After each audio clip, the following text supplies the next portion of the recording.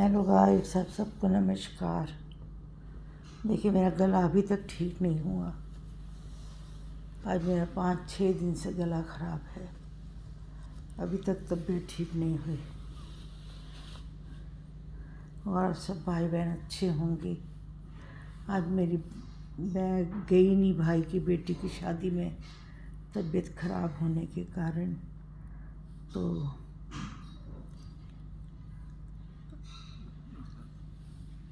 शादी आज हो गई है, विदाई भी हो गई है उसकी, और मैं नहीं पहुंच सकी। सिर्फ तबीयत वायरल हो गया था। टिकटें बनी हुई थी, पड़ी हुई थी, और छोटा बेटा और मैं दोनों जाना था। नहीं जा सके क्योंकि अपना इतनी तबीयत खराब थी कि जाने की हिम्मत नहीं थी। बेटा यहाँ तक कहा, मम्मी यदि हिम्मत होती तो चलो, क्योंकि उसकी एक ही तो लड़की है और उसकी शादी में आप नहीं जाओ तो अच्छा नहीं लगता। लेकिन वो नहीं माना, नहीं जा सकी मैं। वो तो बेटा कहता है, जब आप नहीं जाओगे तो हम लोग क्या करेंगे जाके।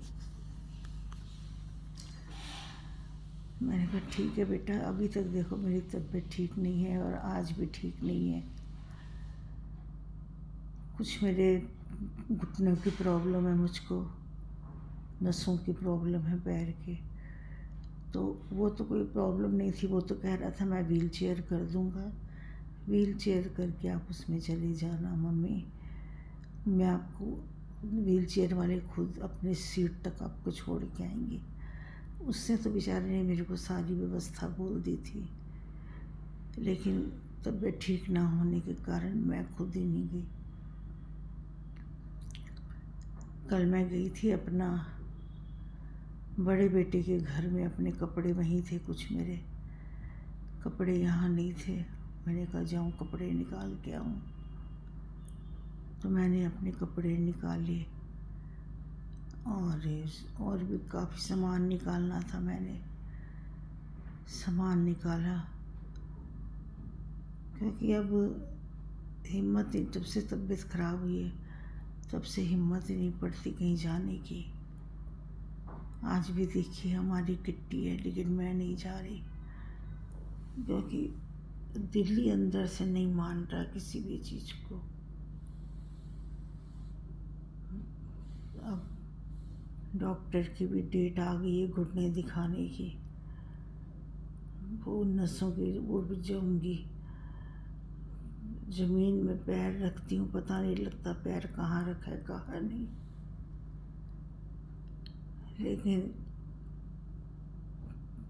जैसे जैसे उम्र बढ़ती है वैसे वैसे शरीर भी बस जवाब देने लगता है। लेकिन ये तो कोई भी नहीं समझता ना, किसी के अंदर की बात कौन समझेगा। औलाद तो समझती नहीं है ना।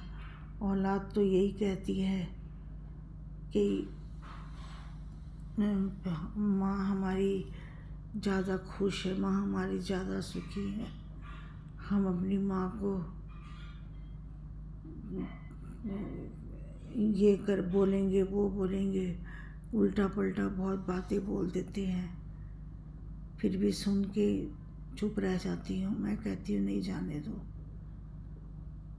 मैंने बहुत किया इनके लिए, बहुत किया, लेकिन अब जब इनकी बारी आई है करने की तो ये लड़ने बैठ जाते हैं मेरे साथ।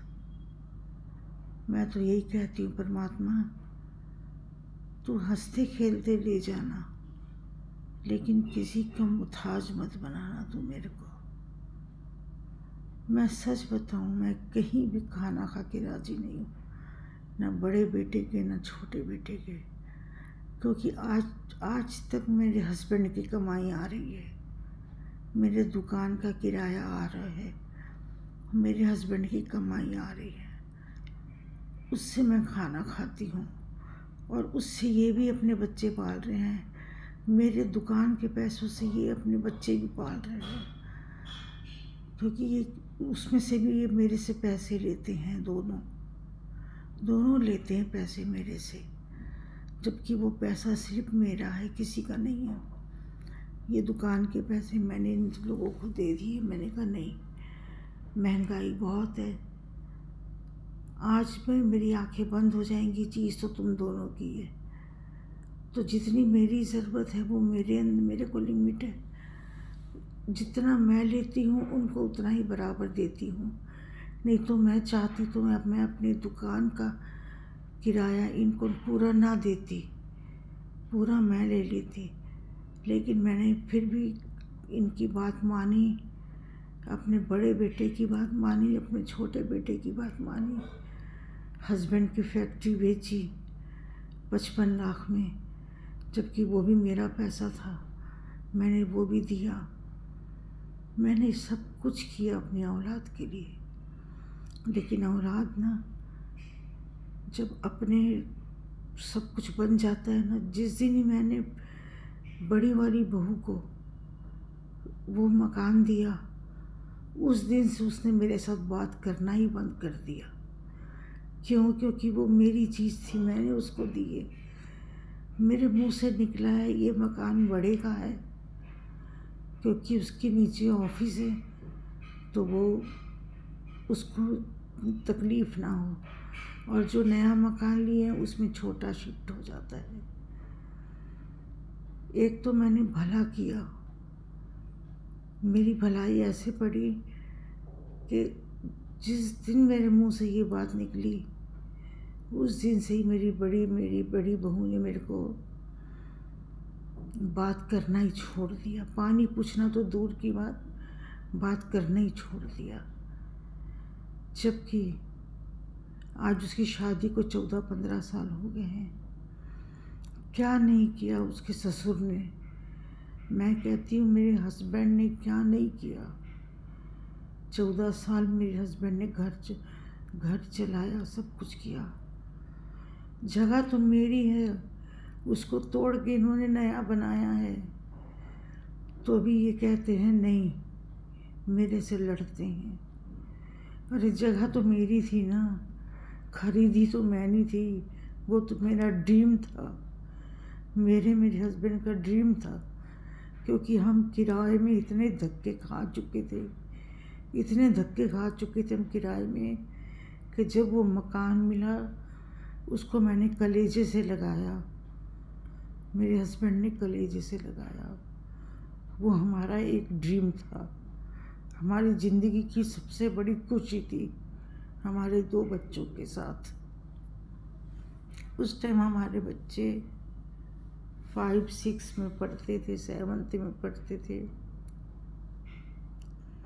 मैंने बहुत धक्के खाए, किरायों में रही, बहुत मेहनत करी, हाथों से काम किया, सब कुछ किया, लेकिन क्या सिला मिला मेरे को? कुछ भी नहीं।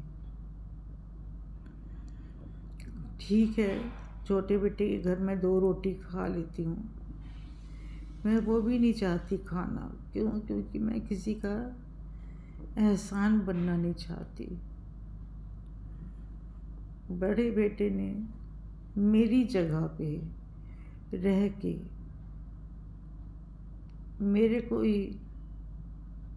मेरे से ही लड़ता है वो। मैंने कभी उसको कुछ भी नहीं बोला, यहाँ तक कि मेरी बहू मेरे से 3 साल हो गए बात नहीं करती। 3 साल हो गए वो मेरे से बात नहीं करती, और मैंने भी उससे कभी बात नहीं किया, मैंने उसको बुलाया नहीं। हाँ, बच्चों को ज़रूर बुलाती हूँ, बच्चे भी कम बुलाते हैं, मैं भी कम बुलाती हूँ। उन्होंने जैसे बच्चों को सिखा के रखा है, ठीक है। यहाँ आई हूँ, यहाँ बच्चे बोलते हैं पोती मेरी बड़ी अच्छी है।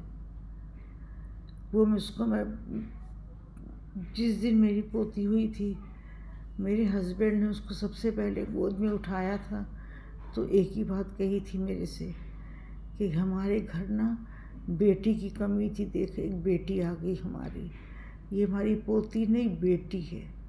और वाकई वो मेरी बेटी है।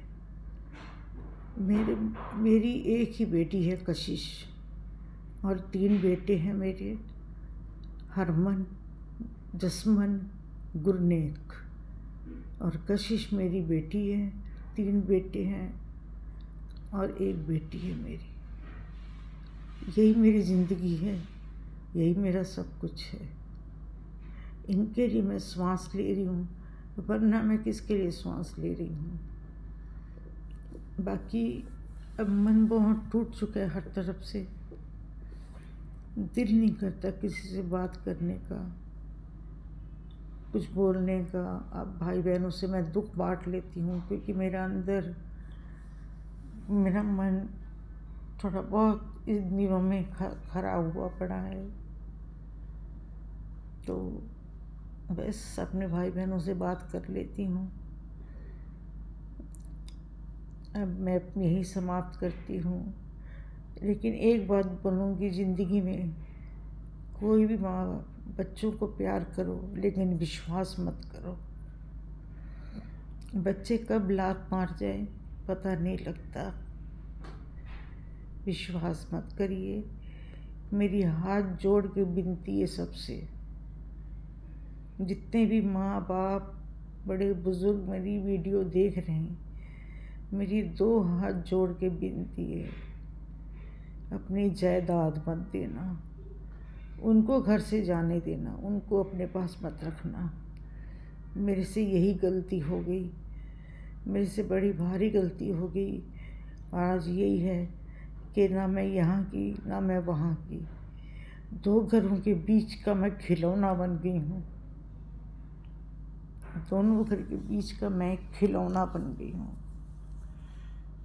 ये हाल मेरा हो गया है। अब आप जितने भी बड़े भाई बहन मेरी ये वीडियो देख रहे हो, इसको लाइक कीजिए, शेयर कीजिए, सब्सक्राइब कीजिए। इतना सब्सक्राइब कीजिए, इतना शेयर कीजिए कि हर एक माता पिता के अंदर ये बात ज़रूर आनी चाहिए। अरे वो तो मेरा मकान था, मैं और मेरे को उनको निकालना था, उन्होंने मेरे को निकाल दिया। चलो कोई बात नहीं, वक्त वक्त की बात है। अब मैं किराए में कोई जगह देख रही हूँ, मेरे को किराए में जगह मिल जाएगी तो मैं जल्दी वहाँ शिफ्ट हो जाऊँगी। मैं कई को बोल के रखी हूँ और शायद जल्दी जगह मिल जाए मेरे को। और मैं आस्ते आस्ते सामान भी निकाल रही हूँ अपना। कल भी मैंने 4 बैग निकाल के लाई हूँ वहाँ से। बाकी बड़े सामान हैं वो तो एक साथ ही उठेंगे।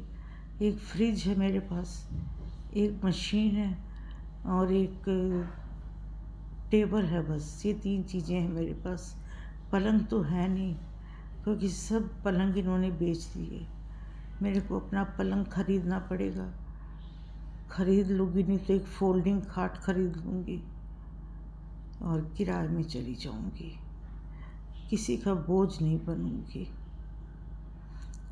और दुकान है, दुकान को जैसे ही ये साल बीतता है, दुकान का डिसीजन लेके मैं दुकान खाली करवा के दुकान बेच के मैं अपने लिए फ्लोर देखूंगी।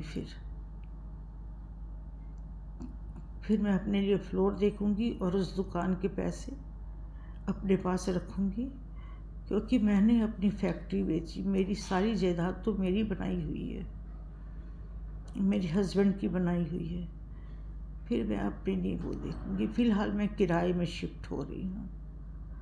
आप सब भाई बहन को मेरा नमस्कार। खुश रहिए, मस्त रहिए, तंदुरुस्त रहिए, हंसते रहिए, मुस्कुराते रहिए। फिर मिलेंगे एक नए वीडियो के साथ। तब तक के लिए आप सबको नमस्कार। जितना हो सकता है लाइक, शेयर, सब्सक्राइब कीजिए। आपके सब्सक्राइब से, आपके लाइक से, आपके शेयर से मेरी वीडियो आगे आगे तक जाएगी। शायद कईयों का सुधार हो जाएगा।